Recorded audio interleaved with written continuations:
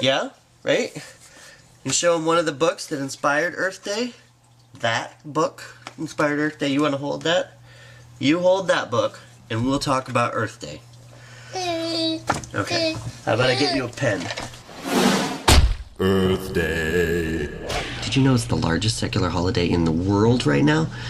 Yeah, apparently Valentine's Day and Halloween and St. Patrick's Day aren't nearly as large. But do you know the history of those events better than you know the history of Earth Day? I know I did. So I did a little research. I'm going to take you back to 1969.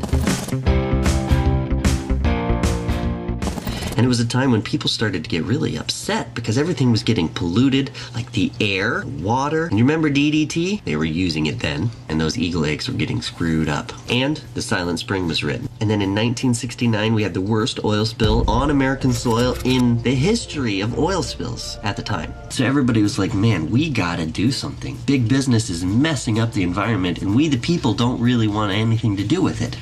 And then there popped out this one guy, Senator Nelson, and he said, you know what? We gotta do something. I've been trying for a long time to get the politicians in Washington to listen, but they need to hear from the people. They need to know that the people want environmental protection. And so he said, let's take a lesson from the Vietnam War activists, and they're doing all these teach-ins where they sit down and talk about the issues that are happening about the war. But let's do it about the environment. And let's do it on April 22nd, 1970. And that day started to be called Earth Day. And it was a huge success. See, he started to organize the event, and he didn't have to do that much, because at a grassroots level, people started to organize it all over the country. And it was a huge success, because 20 million Americans celebrated Earth Day that year, and the politicians listened. You see, no matter if you were a Democrat or Republican, everybody agreed the environment is important. Because look, if you go out into your backyard, you don't want a big dump back there.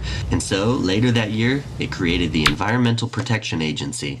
And it also laid the groundwork for lots of other things like the Clean Air Act and the Clean Water Act and the Endangered Species Protection Act, which are all good things. And so Earth Day's changed just a little bit, but it's still a day to learn about environmental issues. It's my day, it's your day. It's our day to say, hey, we care about the environment so much that we want to learn more about the issues that are happening right now so that we can make wise choices. And that's what Earth Day is all about.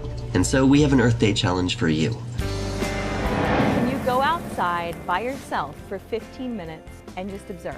All right, it's simple, but it's a good one. That's it. Happy Earth Day. So enjoy Earth Day, and maybe make every day your Earth Day.